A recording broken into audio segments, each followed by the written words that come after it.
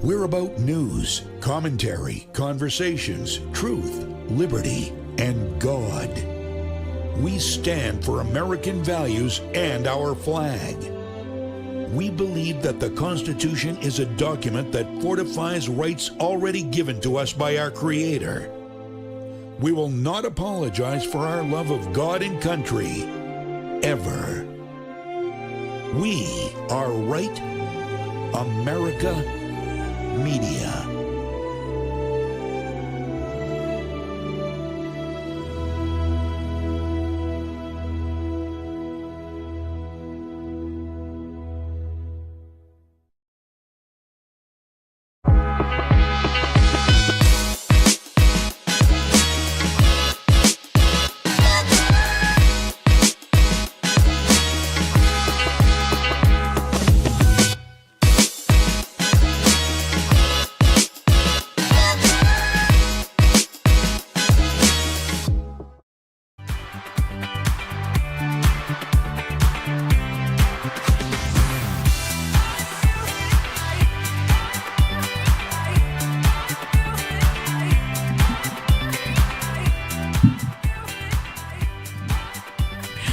Welcome back to another episode of Blue Collar Intellectual Podcast. We're ramping up. We're moving closer to the holidays. It's getting cold outside. I couldn't drive my Cutlass into the studio today because I got, contractors at my house finishing up some renovations, and my Cutlass is blocked in. I wanted to take it out for a cruise. I know there's snow on the ground, but you know what? I don't care.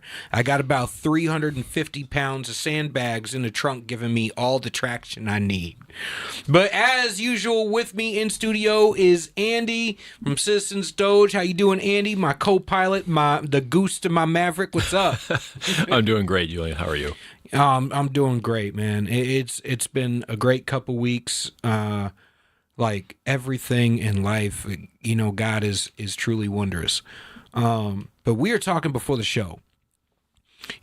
Occasionally I'll devolve to my lower self and I will scroll TikTok. I'll look at like postings from the show, see how they're doing, answer. I don't really engage in answering most of the comments because, the comments get ridiculous and most of them aren't worth a response. But stuff scrolls across my feed sometimes. And this one scrolled across my feed. Yeah, I find dating and relationship dynamics to be absolutely astonishing. As a matter of fact, one of the people, I want to interview Mel Robbins because she's amazing. I want to interview the divorce lawyer. He's amazing. And I want to Jason Wilson and Allison Armstrong because they're all fantastic. But so this question pops up. Men, to answer only, how would you feel if your wife sent you a cute photo, not a nudie or anything, but a cute photo, fully clothed and everything, and then she posted online afterwards? Now, I listened and I was like, okay, is she sending me the cute photo because she wants my approval, because she's asking me if she should post it online, or is it because she wants my validation? She sent it to me because, hey, this is a cute photo and I want your validation, like wives do with their husbands, like girlfriends do with their boyfriends. Then I'm like, okay, but if I'm giving you my validation, why do you also need to post it online for everybody else's validation? Because that means my validation is not enough. So now you're sharing it with me because you want me to pump you up. And then you're posting online for everybody else to pump you up. And I see this being a dynamic that comes into play with a lot of people who quote social media as being the demise of their relationship. Guys liking girls' pictures online and girls posting pictures online to get likes from guys. And then I wonder, was she doing it prior to you guys getting together? Was she using social media like a dating app? Which I see to be all too common because if you listen to a lot of influencers, Instagram is the number one dating app these days, along with Snapchat, because Snapchat allows anonymity and secrecy in their messaging platforms. And I'm sitting there going, that's an interesting dynamic. Thank God. Friggin', I don't gotta worry about that shit. Me and my wife don't really, like, I post 10 times as much on social media as she does, and all I post is business, politics, stuff like that. Psychological studies that I find interesting and stuff, but I'm always wondering, like, why are you posting thirst traps online for people to comment on while you're in a relationship? It seems beyond me, but it seems to be a common thing these days. And then girls getting mad when their men have something to say about it. And it's like, no. You're trying to get affirmation and validation from everybody else, which is a gateway to seeking that validation, affirmation from other people in other ways. And if you're willing to do it online, you're also willing to do it with your friends. One of the mysteries of life. We live in complicated times. And was it Dickens who said, "May you live in interesting times"? I'm probably butchering that horribly. I wish we lived in less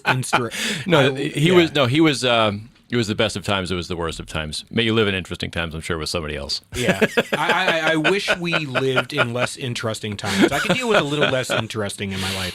I think social media is going to be the demise of American society.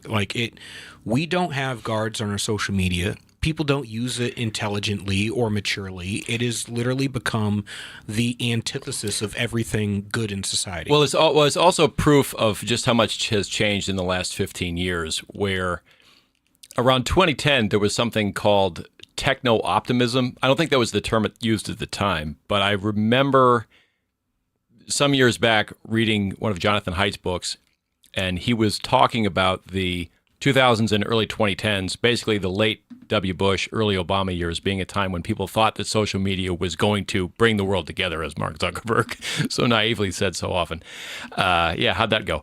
Ends up being exactly what's tearing it apart. But it changed so quickly after that. And one last story to follow up on that quickly is I remember when I was a student in about 2011, and people were talking about the Arab Spring and how the events in Cairo and elsewhere were being influenced by people having access to mobile devices, and how this was a groundbreaking thing that was going to change the world and democratize all these authoritarian regimes and overthrow despots. And it's like, people got over their skis very fast about it. Yeah. And in retrospect, that was another sign that we were still in the age of naivete when it comes to all this stuff. Because as what you were talking about before with dating and relationships, a lot of it is just human nature in its raw form coming out without restraint.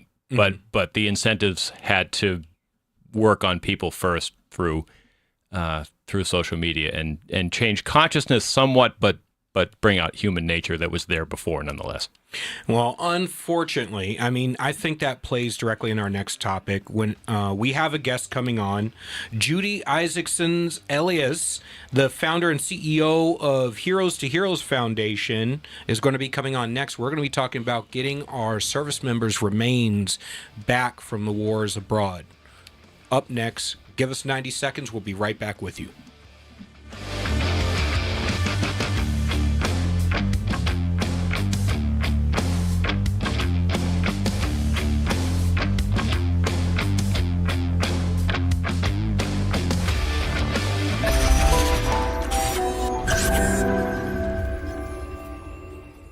New Hampshire Republican Governor Kelly Ayotte has been making a lot of noise about how she's funding education. The Republican budget she just signed provides more money for education than ever before. She even bragged the other day that New Hampshire is top 10 in the country when it comes to funding our children's education, as if giving money to school systems has anything to do with learning. If you look at the math, and if you got schooled in New Hampshire, the odds are good it's not your best subject. It's the exact opposite. The more money we throw at schools, the less kids learn. We're committed to wasting money on an experiment that failed, unless wasting money to drive parents to homeschool their kids was the goal. We prefer to pick on Democrats, lower hanging fruit and all that, but our rhetorical woodshed doesn't discriminate. If that sounds refreshing, you need to check us out. This is Steve McDonald for Granite Rock, and we'll keep shining the light on them for you.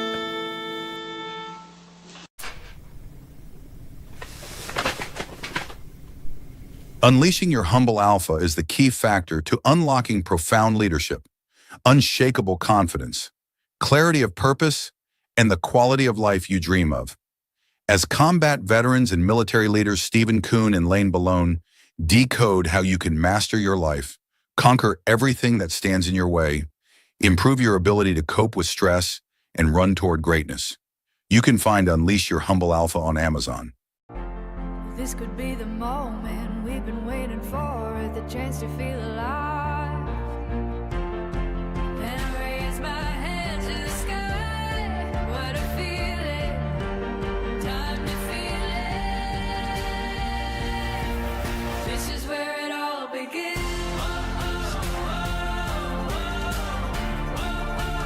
This is where it all begins.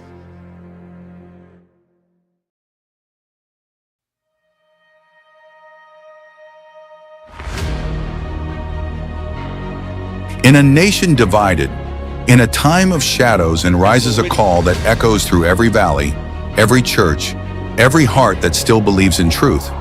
For Christ and Country tells the powerful story of conviction, courage, and unwavering faith in the face of opposition. It is the story of a man who refused to bow. In these pages, you'll witness a modern struggle for truth, a stand not just for one man, but for every American who believes that faith still matters. From author Drew Thomas Allen comes a stirring tribute to courage, sacrifice, and the unshakable hope found in Christ. This is the time. This is the fight. This is the story of a nation worth saving, for Christ and for country.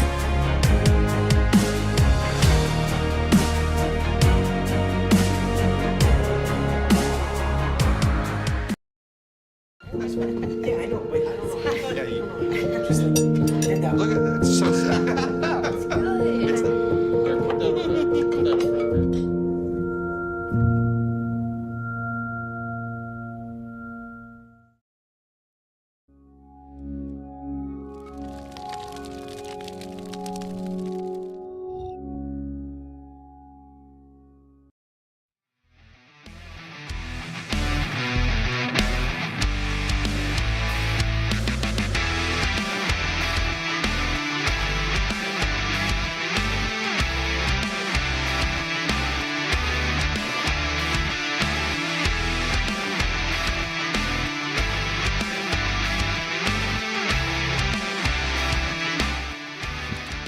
And we're back. Right. All right. Welcome back to Blue Collar Intellectual Podcast. You know, we were just talking in the previous segment about how social media and our use of it has not really caught up to what we thought it was going to be, right? You know, it ended up exposing flaws in human nature. And I think when it comes to the battlefield, I think a lot of the social media has played into both the war in Ukraine, obviously, you know, TikTok videos and stuff like that, but it's also fed into what we see on the battlefield in Israel and in the Gaza Strip between Israel versus the IDF versus Hamas. And I think we get away from things that are really important. On with our next guest, we're going to be talking about bringing our heroes home. Okay, the Israeli government received the remains of two of their people this week, and you know they're saying that it's not the actual remains of the two remaining hostages that they had over there, and this brings on an excellent guest to come discuss it with us, Judy Isaacson Elias, the founder and CEO of Heroes to Heroes Foundation. It was founded back in March 2010 as a tribute to her father, Irving M. Isaacson, a World War II veteran, as a way to honor service members of the service of all veterans, especially those with moral injury and post-traumatic stress. Thank you for coming on the show. Well, thank you so much for having me, Julian. It's a blessing to be here. We love having people on the show who are here, especially veterans and those who would like to honor our veterans. And I really do appreciate you taking up a cause like this. I've found it absolutely demoralizing, the idea of leaving the remains of our service members abroad for years, multiple engagements, and I understand that there's the practical matter of sometimes there isn't remains to bring home, sometimes you can't, but to every degree that we possibly can, we should be. And I find it demoralizing for a country to not be able to get the remains back after a battlefield. it's a struggle for the parents. It's a struggle for the family members and the country. I sometimes look at, my father was second day Normandy, Battle of the Bulge. And I think of all of our soldiers who were buried overseas in World War II because we couldn't bring them back. Now, what kind of closure is that for their families? Now in Israel, these are remains of hostages. These remains of people who were stolen who were kidnapped, basically. They were brutalized, they were kidnapped, and they were brought to another country. And it's such a severe crime. Like it's even hard to, there's no name for it. And now the parents are saying, we just want our child home. There's one hostage left in Israel. And the parents and the country needs that child home, that young man home. They need him home so the country can start to heal, can start to focus on moving forward. And in Israel, it's a little bit different than the United States. There are only, 8 to 10 million people in the country, depending on how you count it, on the year probably. And people are family. So when one person is hurting, the nation's hurting. So here, in the United States, we have a tough time thinking about that. We have a tough time grasping onto that concept. But if you think about a small town, many people are from small towns in, all over this country, and where people know each other. And if you don't know every person, if you're not their first point of contact, they're, you know someone who knows them. Well, that's what Israel is like. And so when the soldiers go to war, even if your direct child is not going to war, your neighbor's child is, your cousin is, your friend is, your friend's child, someone. So everyone knows someone who's directly affected. And so we say when we heal one person, we heal 10 people in this country, in our nonprofit, what we do. So in Israel, that's compounded a lot more. When you hurt one person, you hurt a village. And so for the people to begin healing from this horrific October 7th, which I don't even know, when I go back there and I talk to people, they're in shock. They're still in shock. It's 2 years later. And how do you heal? Number one, you've got to bring your kids home. And, welcome to my home. You're seeing the good, bad, and the ugly in my house here. My dog's crate, and just, a little bit of chaos today. But, we work with vets who suffer from what's called moral injury. And that's shame and guilt. And so that is, in many ways, that's leaving a buddy behind. Now you have a whole country of Israel. This hostage is left behind. The entire country suffers from moral injury because of that. And they all know the parents.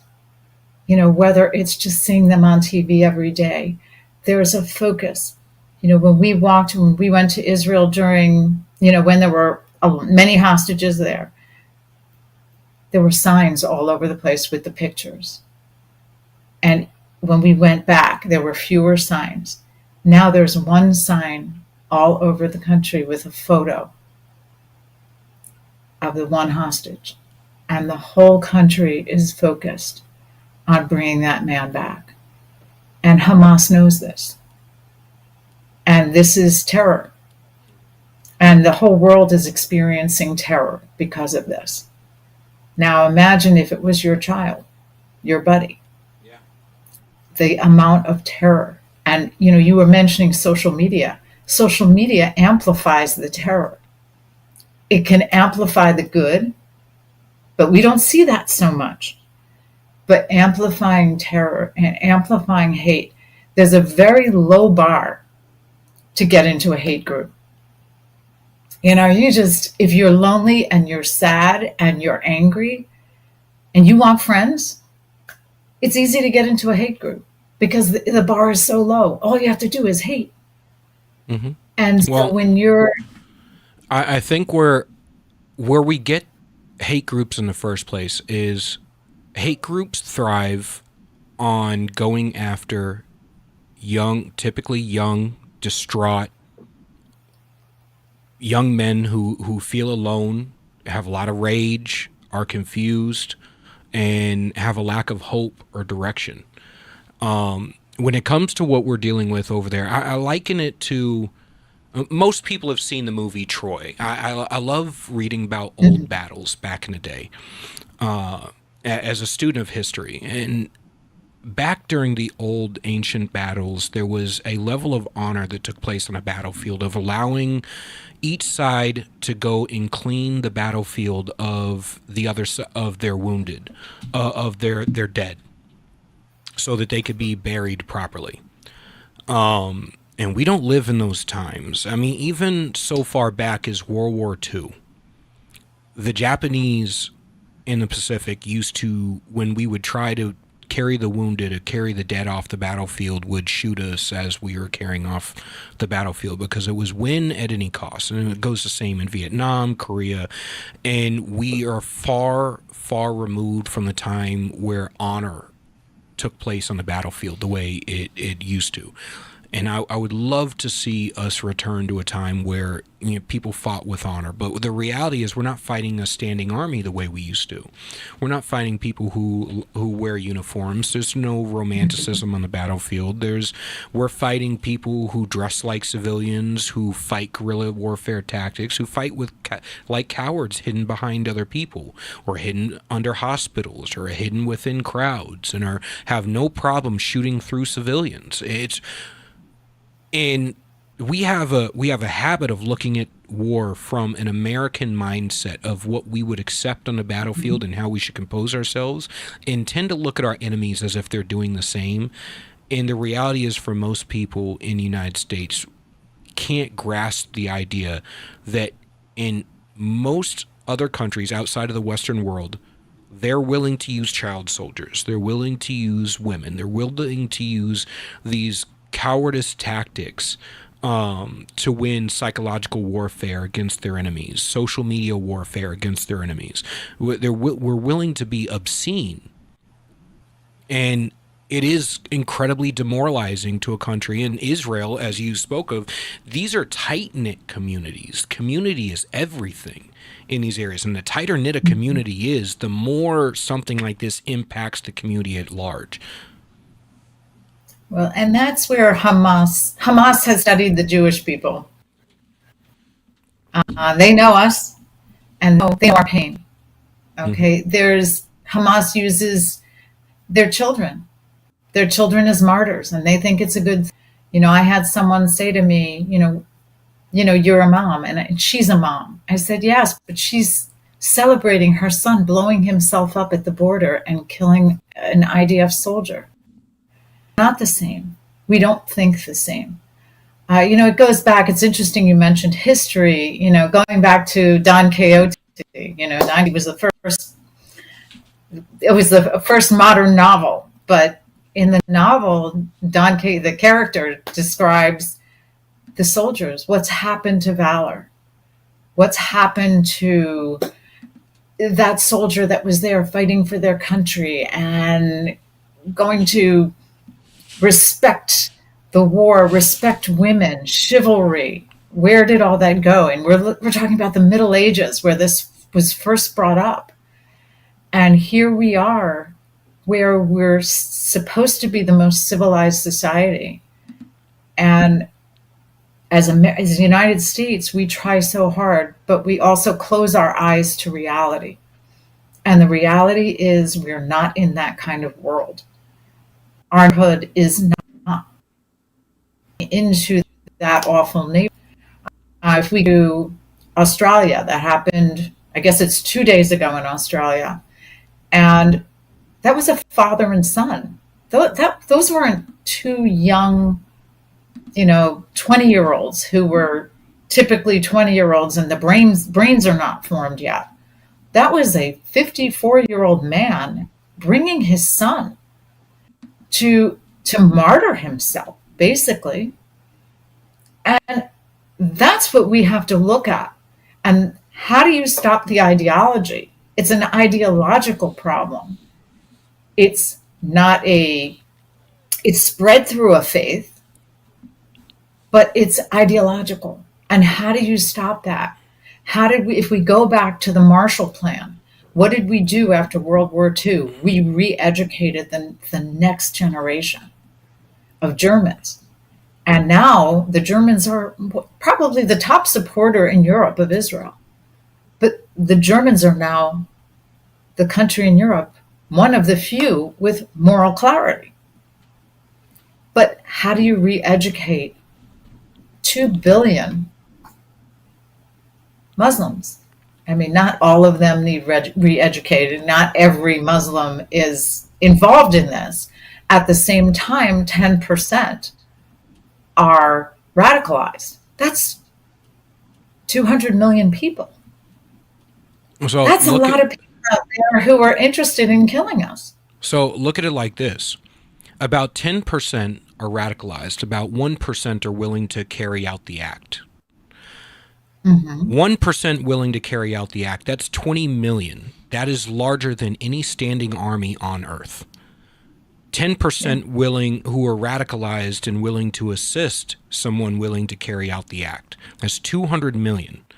There's about another 20% who aren't willing to help but don't have a problem with it and are willing to allow it to happen.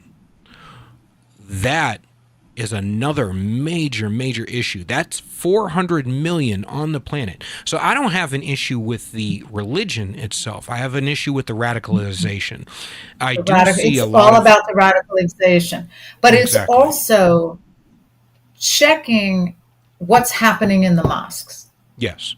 Under our watch. And we have to, I work with veterans, and some of whom are Muslim, and they will say to me, wow, my whole life, now they were born, raised in this country, my whole life, I've heard that Jews in Israel are the biggest curse on this planet, and you should all be eradicated.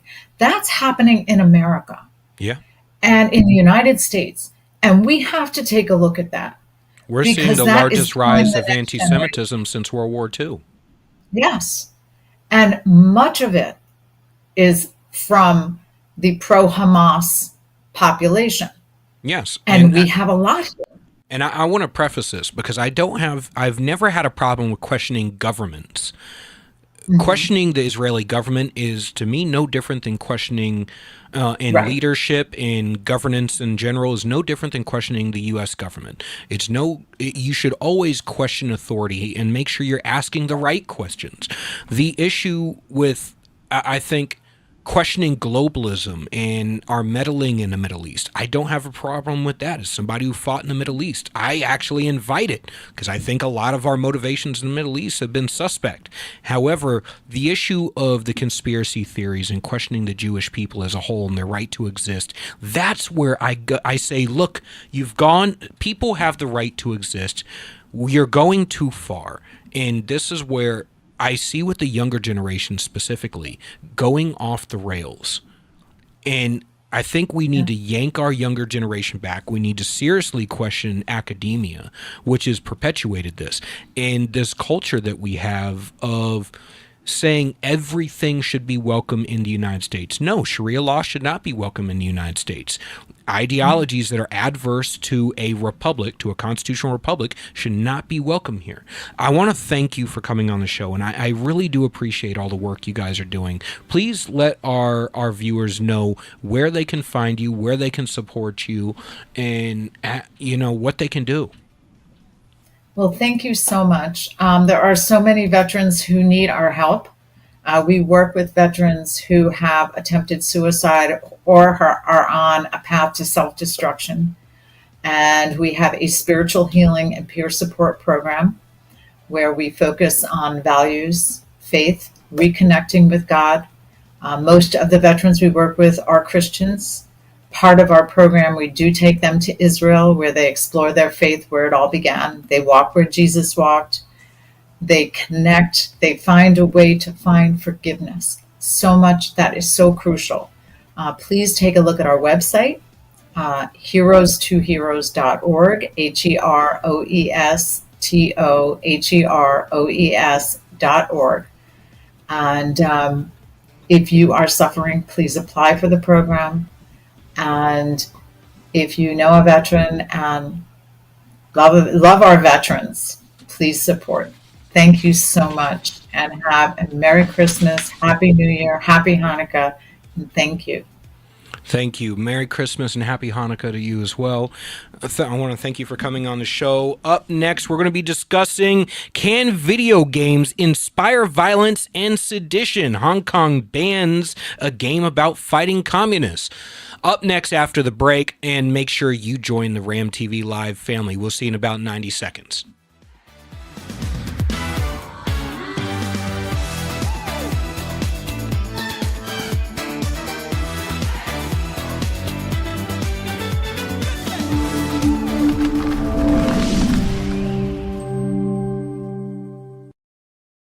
New Hampshire Republican Governor Kelly Ayotte has been making a lot of noise about how she's funding education. The Republican budget she just signed provides more money for education than ever before. She even bragged the other day that New Hampshire is top 10 in the country when it comes to funding our children's education, as if giving money to school systems has anything to do with learning. If you look at the math, and if you got schooled in New Hampshire, the odds are good it's not your best subject. It's the exact opposite. The more money we throw at schools, the less kids learn. We're committed to wasting money on an experiment that failed, unless wasting money to drive parents to homeschool their kids was the goal. We prefer to pick on Democrats, lower hanging fruit and all that, but our rhetorical woodshed doesn't discriminate.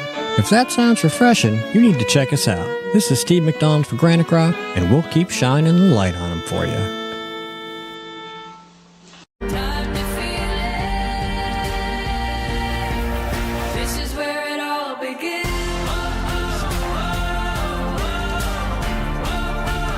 This is where it all begins. How do you know when you've made the right decision? It's the feeling you get in your gut. The one that tells you what's right or wrong. It's the one that says, sure, I can have a drink. Or the feeling that says, okay, I've been drinking. Now what? It's the voice inside you that says, I'm buzzed. Better leave the car when it's time to go. Plan ahead. Catch a sober ride. Buzz driving is drunk driving.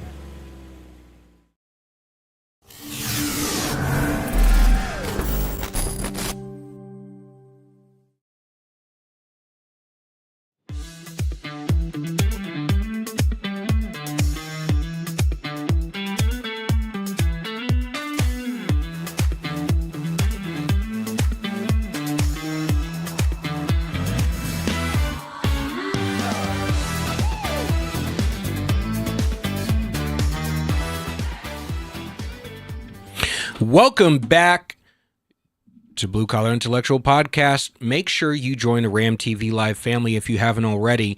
And that like, subscribe, share with all your friends. We have plenty of great creators on Ram TV Live. Join Ram TV Live. Follow us on Instagram, TikTok, X, Facebook. We're on everything. And make sure to follow Blue Collar Intellectual Podcast. I'm on Instagram. I'm on TikTok. I'm on everything as well. And we're going to be updating all the episodes on Spotify, iHeartRadio, Apple Podcasts, Amazon Podcast, all of it. So make sure you go and catch the replay, go back in, listen to some of the great interviews and great guests we've had on.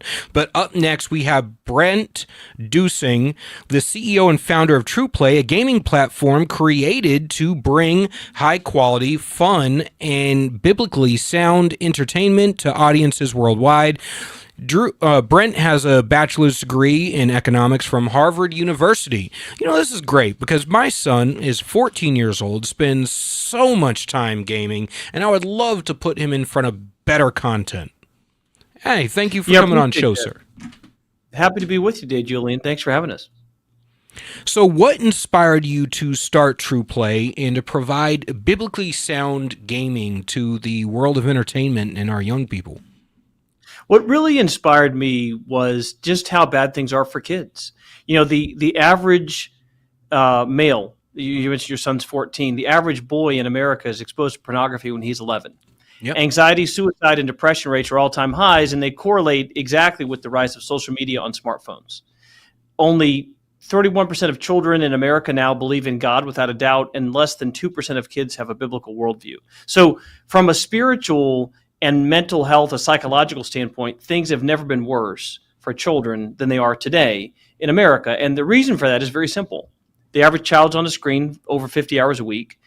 And what are they doing on screens? Well, they're either on social media or they're playing video games. And, video games are massive. A lot of people don't realize, the average, the total amount of money spent on video games just on phones and tablets is 10 times box office receipts. So we always think about movies as impacting culture, and they do, but video games is so much more time and money, especially for the youngest generation. And so at TruePlay, which is our company, we started a company to build really high quality video games, and we've released the product. It's available on the App Store and Google Play that allows kids to have a place to play really fun, really world-class games where every piece of content that we've made has a biblical foundation to it. I absolutely love that. So so there's been a journey of faith in my family. After coming back from overseas, they say there's no atheists in foxholes. I got in touch with my faith in the Marine Corps again after a long time, and then I was going to church every Sunday after we got back. And over time, got stuck in work. It's 80 hours a week, nonstop working, trying to provide for a family. And, it fell by the wayside. And recently I got back in touch with my faith. And my kids, my son started having nightmares around 7 years old. So I started praying, doing the Lord's Prayer with him, and that helped him with his nightmares. My daughter had the same issue around 7 years old. Devil was attacking my family, started getting her into praying. And I allowed them to have control over their own faith, because I was like, look, faith is a journey and you have to choose your own salvation. I often say the Christian faith is very libertarian in the fact that you are in charge of your own salvation, and you have to choose to believe in God. I neither gain acceptance into heaven by putting a gun to your head and forcing you to believe and live a good life, nor do you get into heaven by believing in God and living a good life solely due to the force of me. And my kids have requested to go out and buy their own Bibles and take their faith in their hands. We do prayers every night before bed, and I get to have those discussions and family time with them, and strip them away. Family time every night now, stripping away from the video games and stuff. I don't allow my kids access to social media. The only thing my son does on social media is watch this podcast.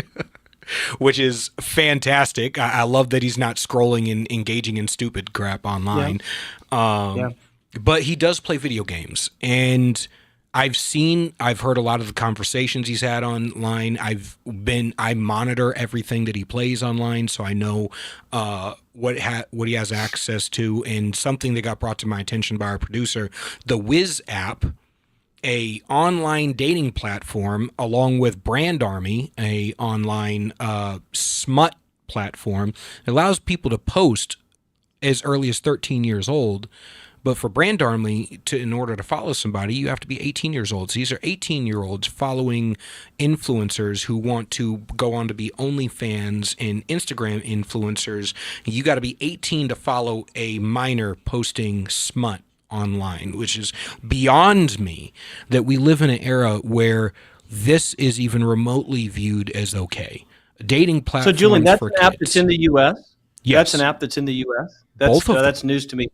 That's disgusting, but not surprising. So, when you look at what's happened to us at TruePlay, so we, as I've described, we have an app. You can use it today. It's over 100 hours of content, really high quality video games. Safe, fun, has a biblical foundation to it. Just really beautiful games that a lot of people are enjoying. And yet TikTok and Google have been preventing us from advertising. They won't let us advertise. And in fact, in the last couple weeks, this is the first show I've spoken about this. So I just learned this late last week. TikTok basically barely allows us to even do social posts. So they're shadow banning us not just on ads, but on social posts too. Now, meanwhile, TikTok and Google are allowing Roblox to advertise without restraint. Roblox, if you probably heard of it, it's one of the largest gaming platforms in the world. It has tens of millions of people use it every day, tens of millions of kids. They have had multiple reported incidents of child trafficking, child pornography, sexual content for children, hyper-violent content, demonic content, predators coming after kids. This has been reported in all kinds of venues, including in the Wall Street Journal. We know at TruePlay of 2 different groups of parents who've had that happen to their kids on Roblox. And yet, they can advertise on TikTok and Google without restraint. There's another game. There's multiple games. Diablo is another example. It's literally a game about Satan. They can advertise, again, without restraint. So it's not an economic decision that's being made. When you talked about this new app that came out where essentially they're grooming minors, where adults are able to prey on kids. You look at the backlash that the Jim Caviezel movie, The Sound of Freedom, had about 2 years ago when it came out, when there was all kinds of a media firestorm against it, when it was literally just a story about a guy who was trying to rescue kids from sex trafficking.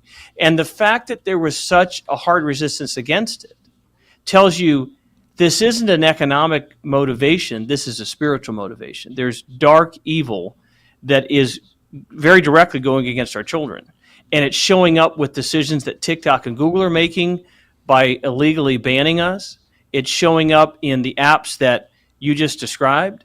It's showing up in groups like Roblox, who've had these child trafficking, child pornography predator problems for years. This isn't something that just happened to Roblox last week and they're trying to clean it up. They've had this reported for years and years and years, and it keeps happening. So clearly there's an evil agenda that, unfortunately, certain people in positions of power and technology are leveraging against what we hold most precious, which is our children.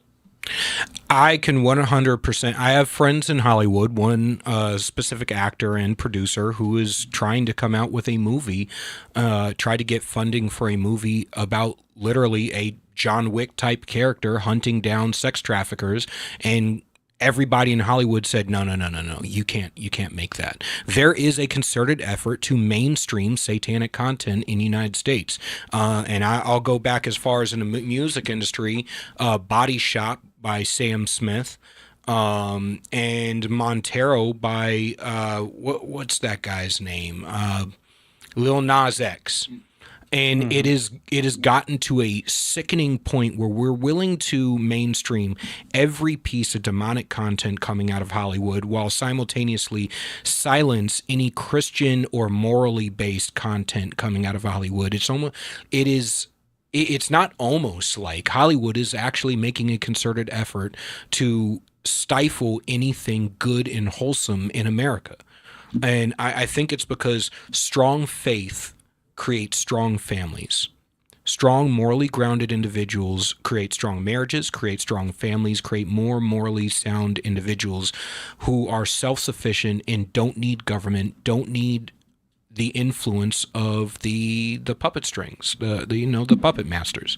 And I think we're getting more and more towards those end times. I'm so happy that you're creating the content that you are. I'm going to be putting it in front of my kids as soon as possible when I go home tonight after the show.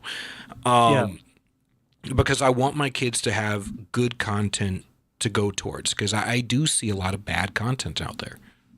Well, it's true, Julian. I mean, look, Sam Smith, Little Nas X, those people should be ashamed.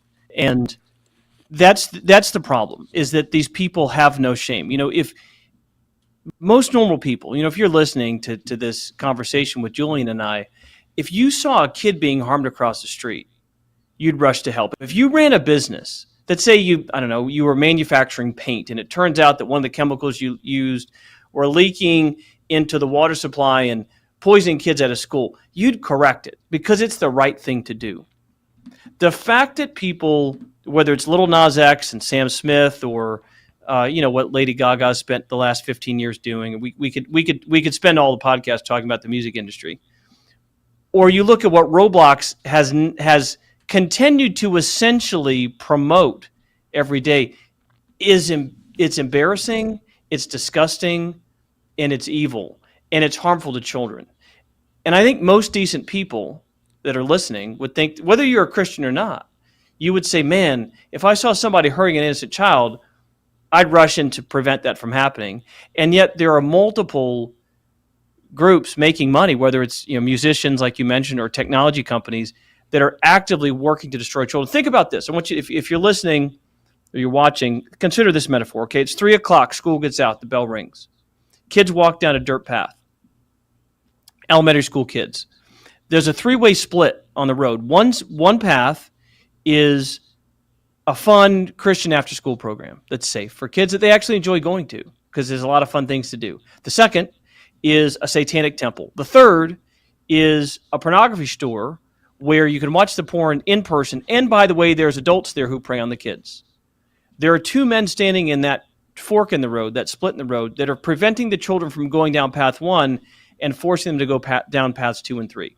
If that was happening on some street today in America, that person would be beaten. Those men would be beaten up and killed for doing that to children. The problem is TikTok and Google are doing that to millions of children every day. TikTok and Google are those two men, forcing them down those paths. And Roblox is a pornography store, and Diablo and multiple other games with you mentioned Sam Smith and Lil Nas X are sitting in the Satanic Temple. And that's where we're at today as a society. And more parents need to wake up. They need to realize you can't let your kids into that type of content. But more than that, there are great things you can give your kid. I'm not the type of person to say, look, kids should just play outside 8 hours a day and they should chew tree bark. That doesn't work. What works is you've got to meet people where they are. Right now, kids are playing video games. Kids are on screens. So there are places they can go with things they can do that they love. I'm not talking about the way kids' Christian entertainment might have been sold 30 or 40 years ago where it's behind the times. I'm talking about world-class, cutting-edge graphics, gameplay, storytelling, and that's something that we'd like to offer you and your family at TruePlay. I think that's absolutely fantastic. I think Roblox should be disgusted with themselves, along with so many other gaming platforms. We have gotten into a point, and I put this on parents. As a parent, you should be well aware of what your kids are taking in, what they're engaging in, what they see, what they view, what they play with. I don't put it on government, except to the degree that we're allowing minors access to a lot of this content, a lot of these games. That is where, when we're allowing adults to have access to children in vulnerable places, that is where the government should step in and should say, no. This is where kids congregate. You as an adult have no business here. You have none. And that should be a dividing line that everybody in American society has no problem drawing. Other than that, parents, you need to be the ones monitoring your kids, engaging with their content, making sure that I spend a lot of time monitoring everything my kids view and everything they engage with. My kids don't download an app without me knowing about it. They don't play a video game without me knowing about it. They don't watch a TV show without me knowing about it. I just had to take YouTube off my TV because my daughters were watching kids content, and then all of a sudden a bunch of dating smut content from the red pill and blue pill crap started coming across the screen that should be nowhere near kids content. There is a concerted effort of putting this stuff in front of our kids, and we need to root it out. Please, YouTube, tell our viewers where they can find you. Yeah, so you're right. YouTube has been, I've seen this on YouTube Kids, run ads about LGBT content for children. Asking them, are you gay? You're asking that to a 6-year-old, a 7-year-old, an 8-year-old. You're asking a child about sex. That's grooming. That's predatory. That's disgusting. And frankly, that should be illegal. Julie and I agree with you that the first line of defense is, of course, the parents. But there's a level at which the government has to be involved in children being overtly harmed, especially at scale. In what's been happening in TruePlay, where we can't run ads on TikTok and Google, but yet they allow predatory, companies, and hyper violent content to be promoted on these advertising networks. And they tell government officials, you saw the CEO from Google, Sundar, show up at the presidential inauguration. TikTok has been pretending like they're trying to play along, and yet behind the back of the administration, they're enacting these policies that are harming millions of children every single day. So, you asked, please check out TruePlay at TRUPLAY. You can go to our website at trueplaygames.com. It's a great Christmas present. We have all types of Christmas promotions available. You can also check us out on the App Store at TruePlay. It's something that we've put a lot of time into. We've had a lot of happy mothers and children. It's games I think your kids will love, a lot of different games that'll grow their faith, that'll give them hope and encouragement and inspiration, teach them a few things about the Bible. And by the way, we've had a lot of parents and moms especially come and say they enjoy playing the games as well. So we hope you and your family enjoy what we've got going on at TruePlay, and appreciate you hearing us out on that. All right. If you don't mind for a minute or two, let's get into the question I posed at the beginning of this, having you on. Can video games inspire violence and sedition? Hong Kong banned a game about fighting communists. I'm going to say we've seen many psychological studies about video gaming. The dopamine hits, the addiction factor, and I agree with all that. However, inspiring violence, I haven't seen any correlation to inspiring violence. I have seen a correlation to desensitizing kids against violence. So or desensitizing kids to violence. That I see as being very common, and that's not a good thing, but I haven't seen anything about inspiring people to violence, although I do think ideologically there is something inspiring kids towards sedition, inspiring kids towards demonic and satanic content, or inspiring kids towards Christian and biblical content. I do see that as being something that is highly likely. So I'll give you two responses. The first is that, isn't it interesting that the Chinese government doesn't allow a game that they consider too violent for their own children? Because this was a ban to benefit the children and the families within China whom they care about. But yet they'll allow TikTok to push brain-melting, hypersexual, hyper-violent, satanic content on our own children. And they won't allow the truth of Jesus Christ, the reality of the Bible, or the fact that there's a God who loves them to be talked about at all on their platform inside America, because they're interested, of course. TikTok has been just a technological weapon to destroy the youth of America. And by the way, it's working. Now, to your question, Julian, actually, video game, and media at large do violence. And I'll tell you this specific sad correlation. If you look at every school shooting that's happened in America since Columbine, starting with Columbine and up to the present day, every mass shooting, and you peel back the garbage that gets promoted in media headlines, and you look at what's really going on with those kids. The Columbine students were listening to Marilyn Manson. You want to talk about a pedophile. One of his albums was called Smells Like Children, and he is actively a Satanist. He is actually a member of the Church of Satan. Those shooters in Columbine in 1998 were going in the school, and they were asking children, very famously, there's a girl, they said, "Are you a follower of Jesus Christ?" And if they said yes, they pulled the trigger. And the story on YouTube where the girl's parents testify about that. Fast forward to more recent times. There was a school shooting in South Texas, about an hour and a half away from where we are in Austin. There was a teenager who was playing a violent first-person online game, lost, and said, "Now I'm going to go shoot some kids," and he shot over a dozen kids. That was all tied to online, hyper-violent, first-person shooter games. In Nashville, the shooter in Nashville, the Nashville Christian School, I believe it was 2024, I think it was last year, that was a transgender kid shooting Christian children and teachers because transgenderism is demonic, because the children and the teachers were Christian. That was an active choice. Now, whether that was a video game that inspired that person, or whether that actually, no, there was a transgender video game found, I think, that was correlated. Jonathan Kahn, the pastor, did a video on this that was tied a transgender video game inside Roblox, where the goal was to go shoot people who were anti-trans, including priests. As part of that game, Apparently, the Nashville shooter was associated with that.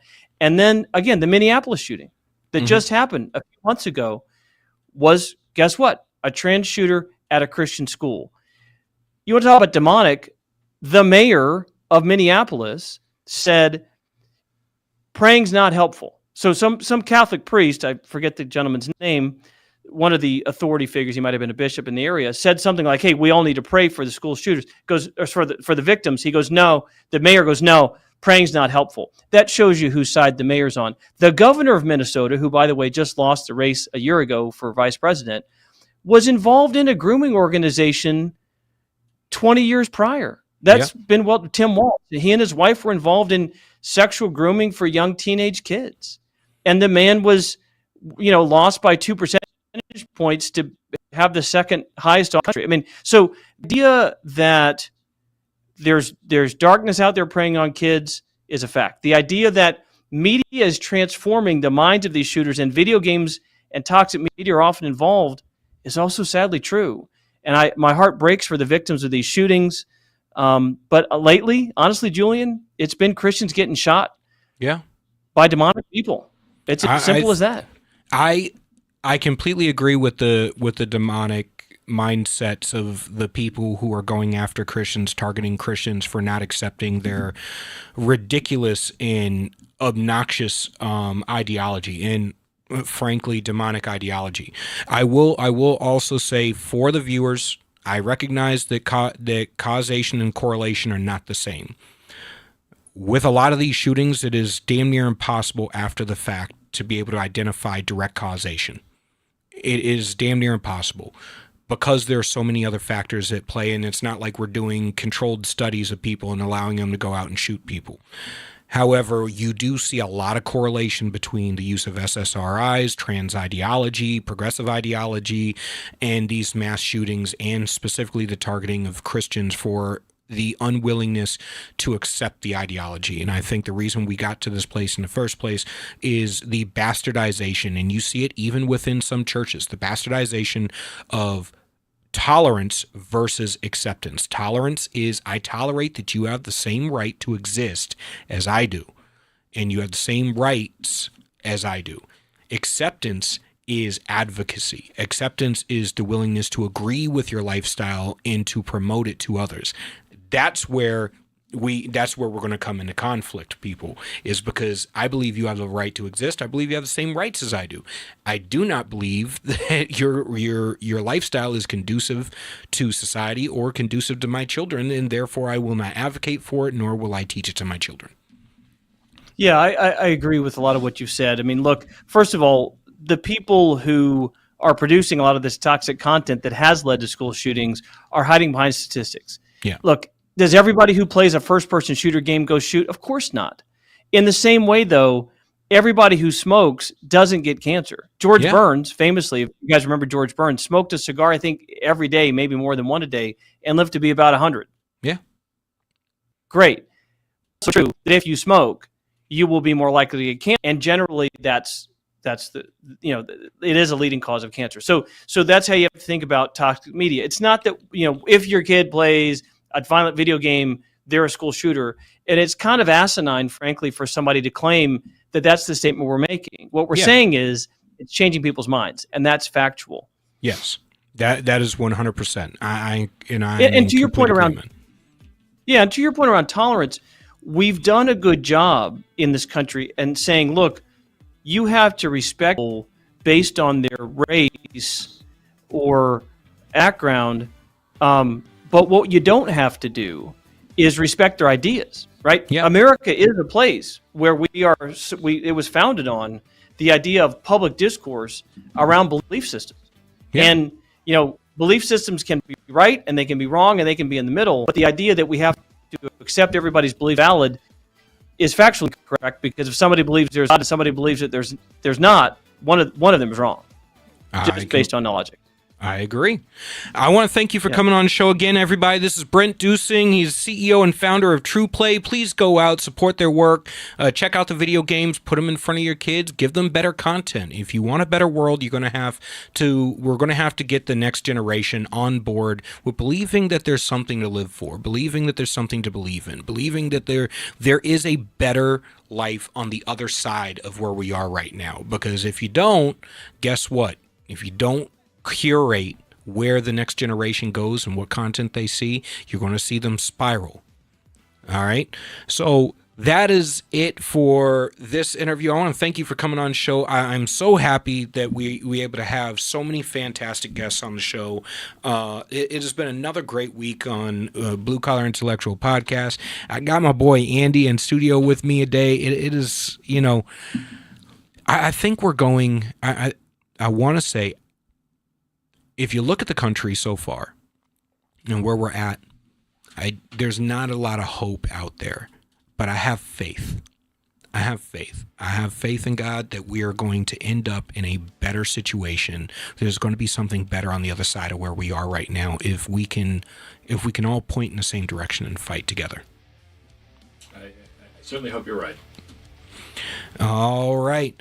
So that's it for the Blue Collar Intellectual Podcast. I want to thank you all for tuning in. Make sure to join the Ram TV Live family. Like, subscribe, share.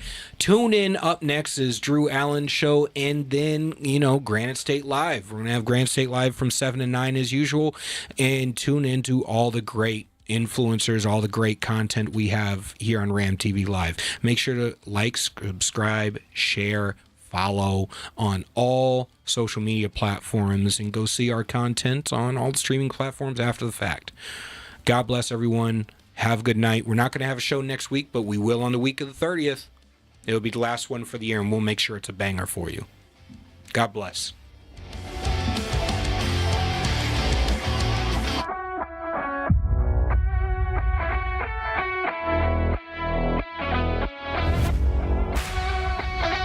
United We Stand.